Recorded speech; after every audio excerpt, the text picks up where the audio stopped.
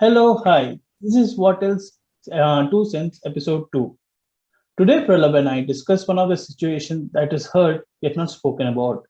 That has campaigns, yet most of the people don't know about its existence.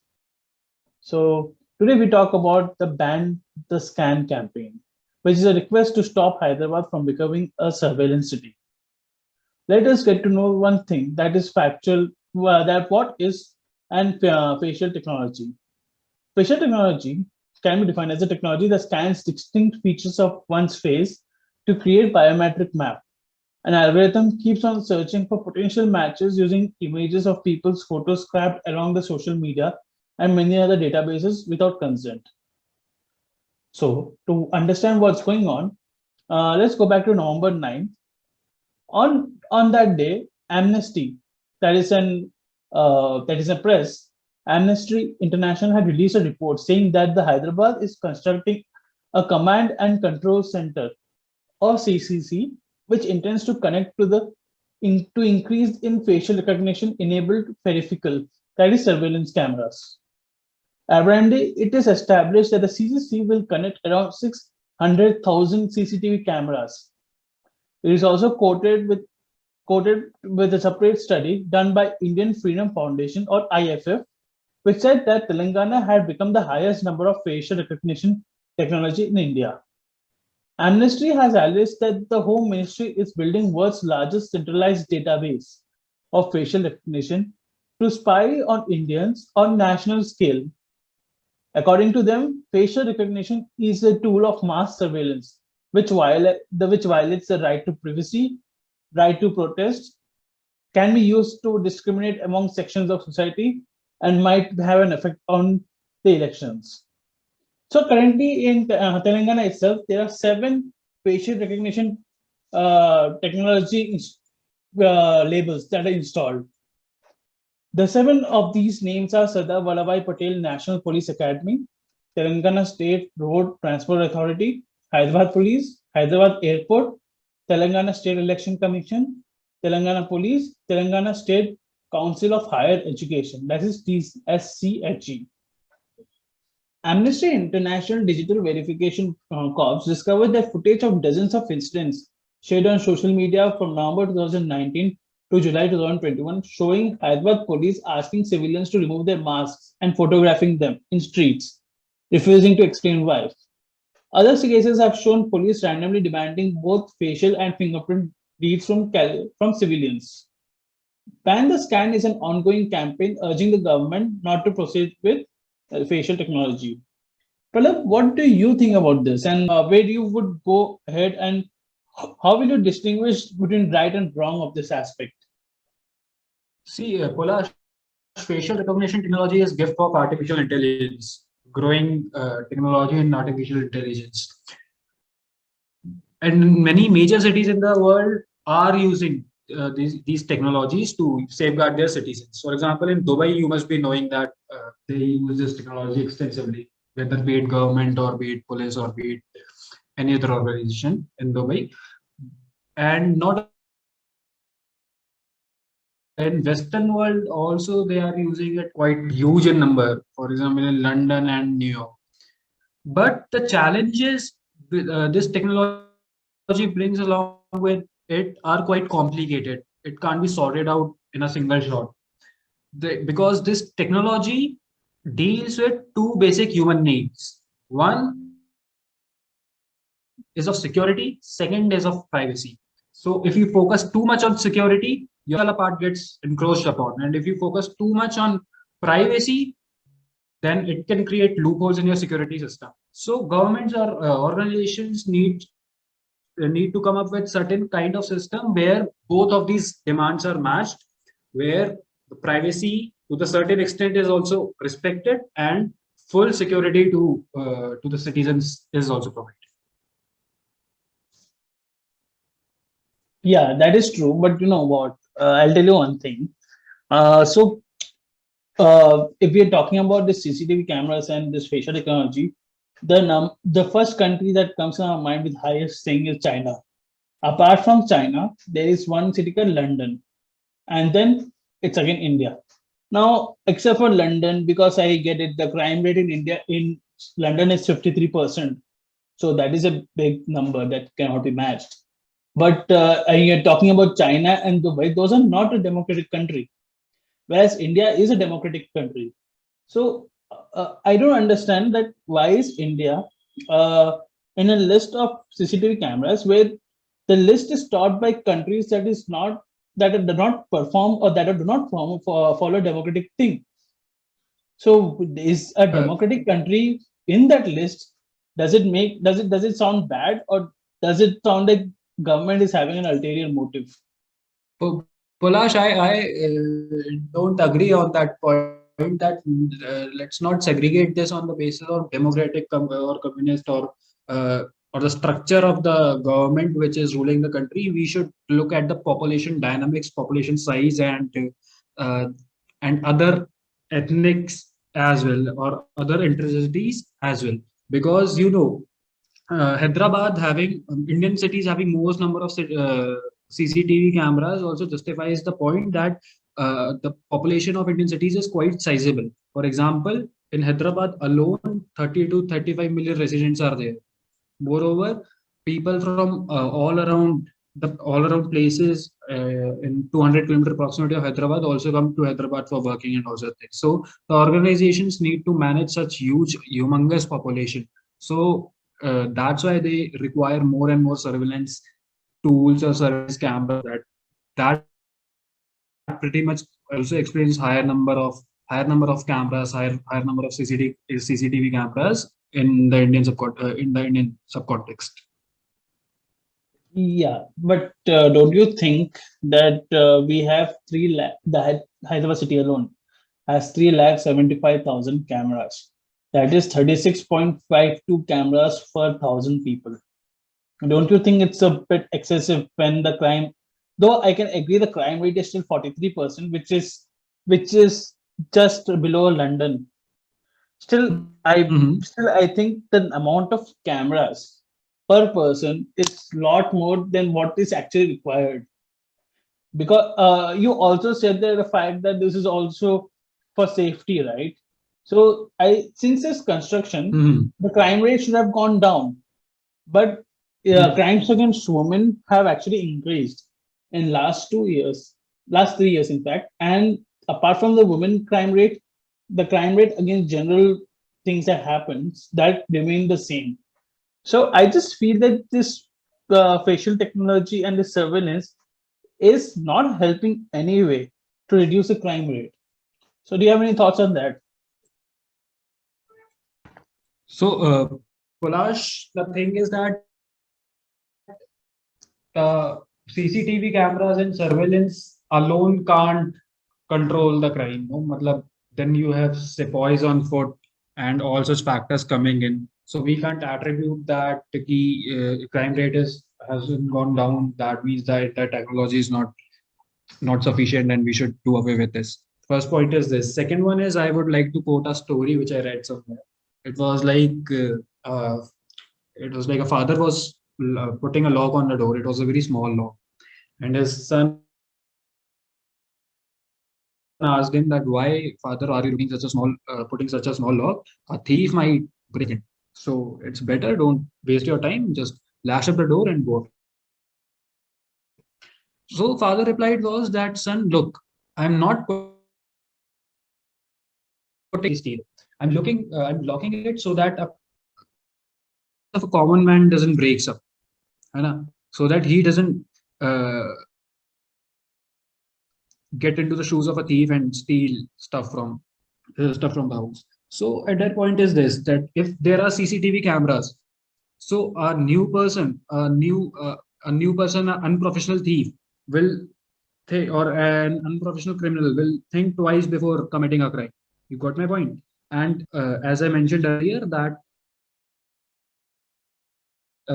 crime rate couldn't come drastically down based on this particular technology only, but this technology can help. You are saying that technology can help. Okay, so let me tell you something. Hyderabad alone nearly accounts for 64% of India's CCTV deployments. The state has currently 660 lakh cameras and could rise to 1 million by the end of 2021. It also uses the art of facial recognition technology, 18 cameras 80 in key Hyderabad transit points. State Police Women's Safety Wing uses facial technology to track missing children, which I get is a plus point. Uh, E-governance department Mi Seva uses facial technology via selfie for real life authentication of identity of pensioners. That's again a good point. So the thing is, while there are a lot of positive aspect to it, I just can't uh, I just can't ignore that there are negative impact on this. Though I can understand when people hear about government, they tend to get when they tend to get that this ruling government is always against the wishes of the common people, which I think is a wrong notion again. But I can't just ignore that there's a surge of surge of surveillance camera in Hyderabad just to solve crimes or just to bring his safety. Because the budget of this size should have been I should have been justified for something more rather than just surveillance cameras.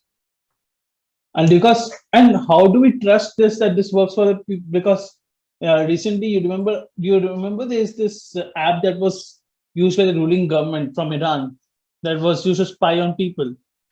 So I just think that this and those surveillance camera, the mentality works together. They blend together.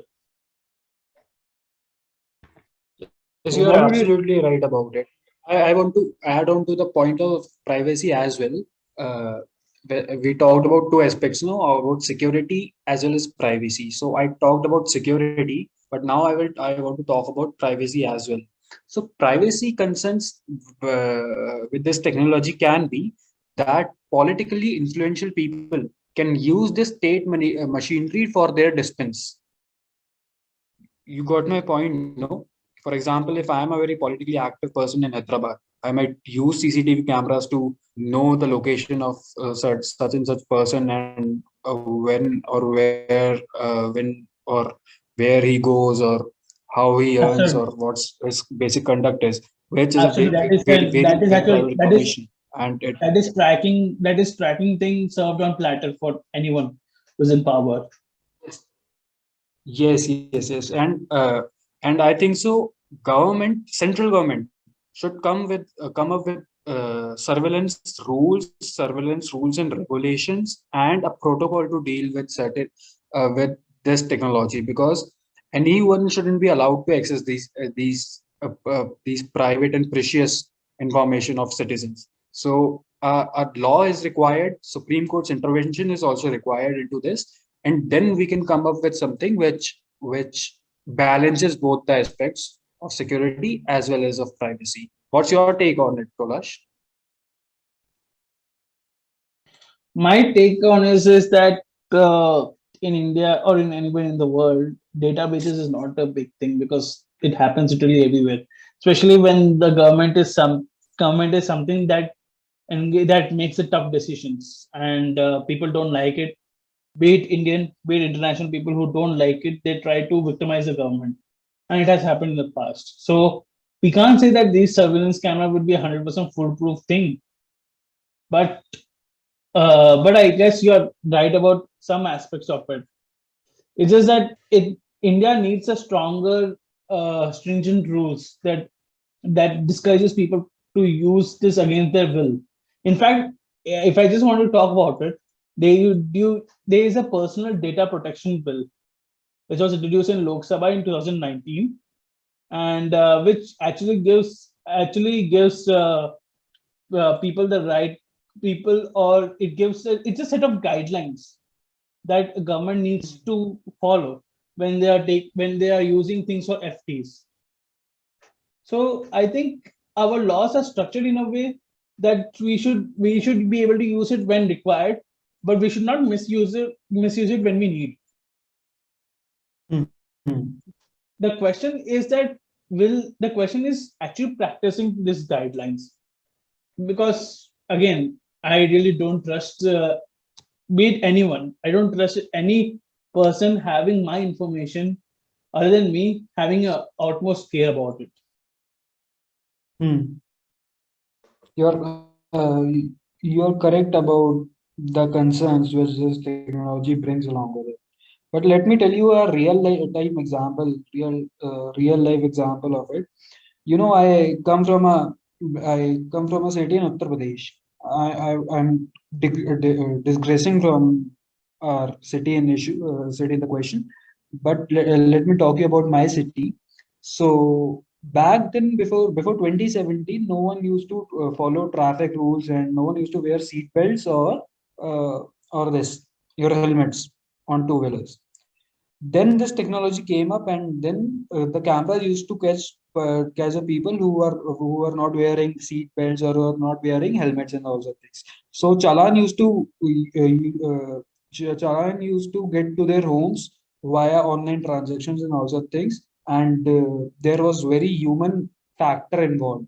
So you wouldn't manipulate the machinery and all that things. The simple thing is that you need to follow the traffic rule. Otherwise, cameras will catch you and will send the challan to your home, and you have to pay for it. Whether you are MLA, whether you are MP, whether you are a khud police wala, whether you are a government employee, that doesn't even matter. Rules are same for everyone. You have to do it. So as a result of which, in my city, now you can find 99% of the people following the protocols, following the traffic protocols. So that's one real time advantage of the technology at distance.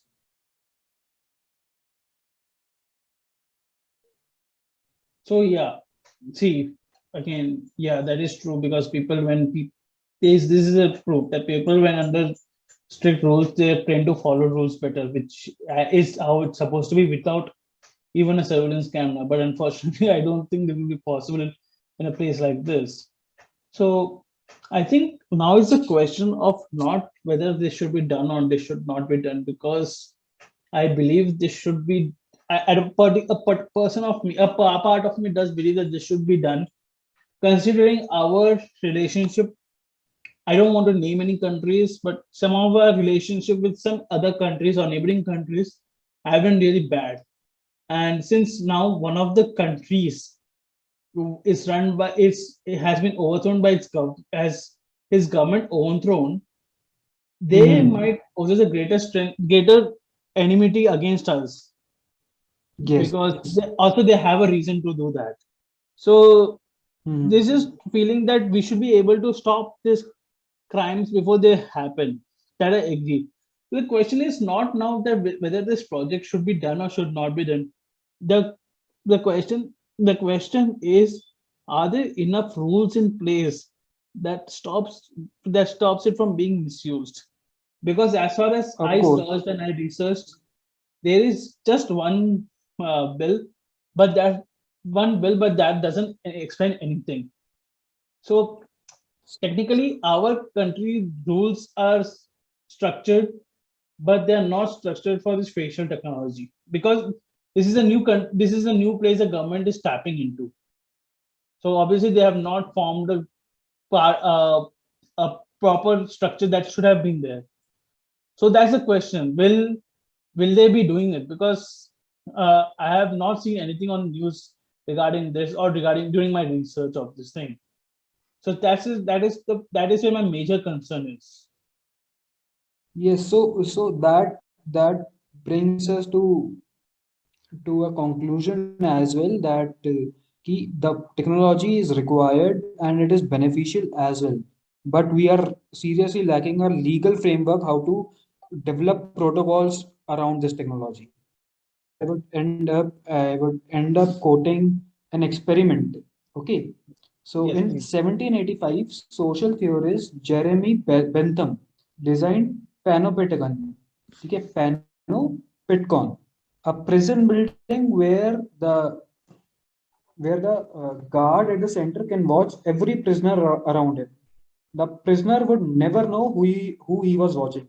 So in theory, they would behave responsibly as though they were being watched. Today, Panopticon has escaped the prison. It's in our CCTV cameras and every digital trace we leave. So I would end it up on that point. Thank you so much, Pralab, for this absolute amazing talk. And It was a nice conversation because I guess we both were on the opposing ends of it, and I guess, but I think we both knew that where it counts and where it needs to count. So this has been good, and I guess we'll talk about some other topic next week then. Of course, Polash, of course. And thanks everyone for listening to us. We'll come up with some insightful topic next week. Bye. I thank you so much, everybody. The link to the campaigns is posted in the description below. So if you want to look at it, check out the campaigns, you can do that. Also, there's another YouTube video that has been released by Amnesty regarding the same the surveillance thing. You can check out that as well. And thank you so much. See you guys. This is what if what else 2 cents. Thank you.